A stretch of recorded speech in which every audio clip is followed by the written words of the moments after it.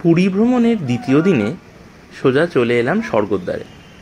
এখান থেকেই বিভিন্ন মহামানবের পদধূলিধন্য মঠগুলো ঘুরে দেখব। প্রথমেই চলে এলাম স্বর্গদ্বার থেকে অনতি দূরে কবির চওড়া মঠ দেখতে। কথিত আছে রামানন্দাচার্যর শিষ্য সন্ত কবিরের পুরী অবস্থানকালে সমুদ্র তার তট ভাসিয়ে দিলে তিনি অত্যন্ত ক্রুদ্ধ হন এবং এই স্থানে ছাতা নিয়ে বসে সমুদ্রকে শাসন করেন। সন্ত কবিরের পাদুকা সহ অন্যান্য ব্যবহৃত জিনিস এই স্থানে পূজিত হয়। এরপর কবির মঠ থেকে বেরিয়ে অনতি দূরে শিখ উদাসীন সম্প্রদায়ের অধীনস্থ বাউলি মঠে চলে এলাম। এই মঠটি সম্ভবত নানক মঠ নামেও পরিচিত। মঠের ভিতর একটি প্রাচীন কুয়ো রয়েছে।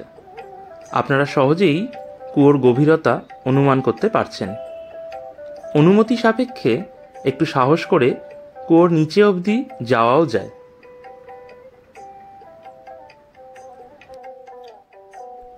এই মঠটি গুরু নানক দেব এবং তাঁর পুত্র শ্রী চন্দ্র ভগবান অথবা শ্রীচাঁদজির স্মৃতি বিজড়িত। এই মঠের ভিতরে শ্রীচাঁদজি এবং জগন্নাথ দেবের মূর্তিও রয়েছে। পুরী অবস্থানকালে গুরু নানক দেবজির রচিত গগন মে থাল রব চন্দ দীপক বনে তারকা মণ্ডল জগত মোতি এই গানটির কথা এই মঠে এসে আমার বারংবার মনে হচ্ছিল। এরপর চলে এলাম বাউলি মঠের ঠিক বিপরীত দিকে অবস্থিত স্বামী প্রণবানন্দ স্থাপিত ভারত সেবাশ্রম সংঘের পুরী শাখায়। পুরী অবস্থানকালে এই যাত্রীনিবাসে থাকেননি এমন বাঙালি খুবই কম আছেন। মূল দরজা দিয়ে প্রবেশ করেই দেখতে পাওয়া যায় স্বামী প্রণবানন্দ গুরু মন্দির।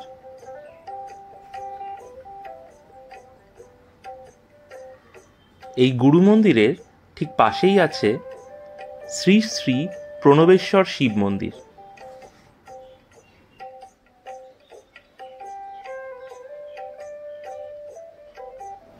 সংঘের অনতি দূরে রাস্তার অন্য পাশে রয়েছে কালচারাল হল এবং লাইব্রেরি।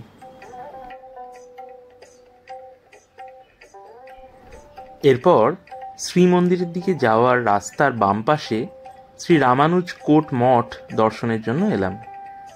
বৈষ্ণব শ্রী সম্প্রদায়ের প্রথম আচার্য শেষাবতার শ্রী রামানুজাচার্য স্মৃতিবিজড়িত এই মঠের পরিবেশ সত্যিই যেন আমাদের হাজার বছর আগের জগতে নিয়ে চলে যায়। এই মন্দিরের শ্রীবিগ্রহ অনন্য সাধারণ।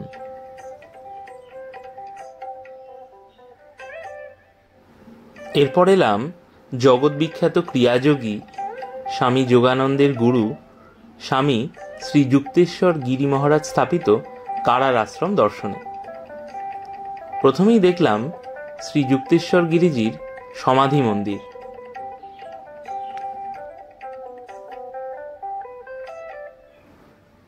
শ্বেত শুভ্র শিবলিঙ্গের সাথে দেওয়ালে শ্বেত পাথরের ভাস্কর্যে চিত্রিত স্বামী যুক্তেশ্বর গিরিজির অবয়ব মূর্তি।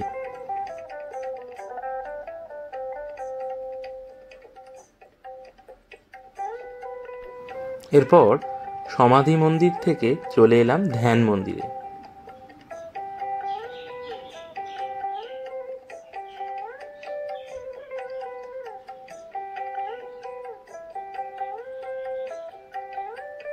এবং তারপর এক গুপ্ত কক্ষে যেখানে মহাবতার বাবাজি দর্শন দিয়েছেন। কৃতজ্ঞতা স্বীকার করব সুশান্ত মহাপাত্রজির কাছে, তিনি কারার আশ্রমটি আমাদের ঘুরিয়ে দেখিয়েছেন। কারার আশ্রম দর্শন করে চলে এলাম শ্রী কাঞ্চি কামকোটি শঙ্করাচার্য মঠ দেখতে। সমুদ্রের ঠিক বিপরীতে রাস্তার একপাশে স্বর্গদ্বারের কাছেই এই মঠটি অবস্থিত।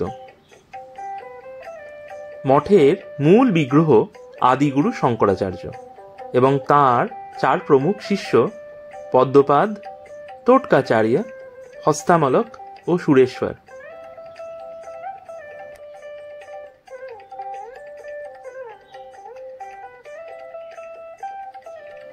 অপর গর্ভগৃহে শ্রী চৈতন্য মহাপ্রভু এবং তৃতীয় গর্ভগৃহে ভক্ত সহিত শ্রী বালকৃষ্ণলাল বিরাজমান ছিলেন। এরপর মঠের প্রথম তল ঘুরে দেখলাম। এখানে ব্রহ্মচারী কিশোরগণ নিজেদের মধ্যে খেলায় মত্ত ছিল।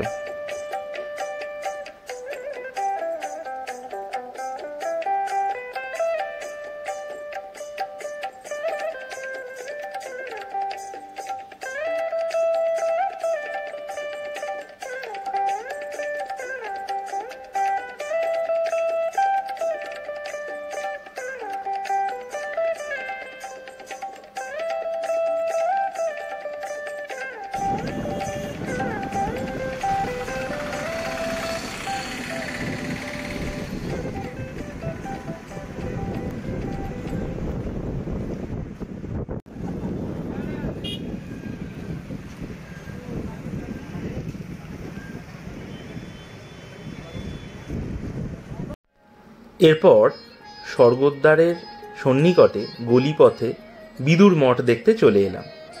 500 বছরের পুরনো এই মঠ রামানন্দী সম্প্রদায় রক্ষণাবেক্ষণ করে। শ্রীকৃষ্ণের পরম ভক্ত মহাভারতের বিদুরজি শ্রীকৃষ্ণের অন্তর্ধানের পর পুরীতে আসেন। কথিত আছে যে তিনি এক বিশালাকার কুমিরের পিঠে চেপে পুরীধামে আসেন। এই স্থানেই তিনি অবস্থানকালে খুদের পিঠে বানিয়ে জগন্নাথ, সুভদ্রা ও বলভদ্রকে অর্পণ করেন এবং ভগবান প্রকট হয়ে সেই ভোগ প্রসাদ গ্রহণও করেন। বিদুরপুরীতে আজও খুদের প্রসাদ মেলে। আমরা এখন বিদুরজির প্রস্তর বিগ্রহ দর্শন করছি।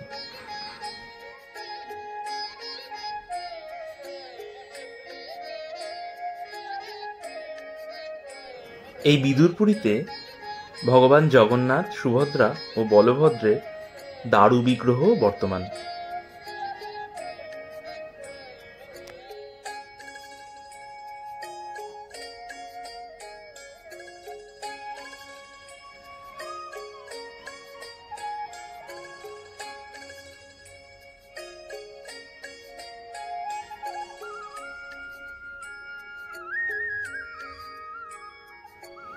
কিছুক্ষণ বিশ্রাম নিয়ে সন্ধ্যাবেলা চলে এলাম স্বর্গদ্বারের কাছেই সমুদ্র আরতি দর্শন করতে। এই প্রথাটিও এক বিশেষ অভিজ্ঞতা দর্শনার্থীদের কাছে। অনন্ত ব্রহ্মের প্রকাশ যেন এই সমুদ্রের বিশালত্বের মাঝে, আর আমরা সেই বিশাল বিরাট রূপকেই বন্দনা করছি যেন।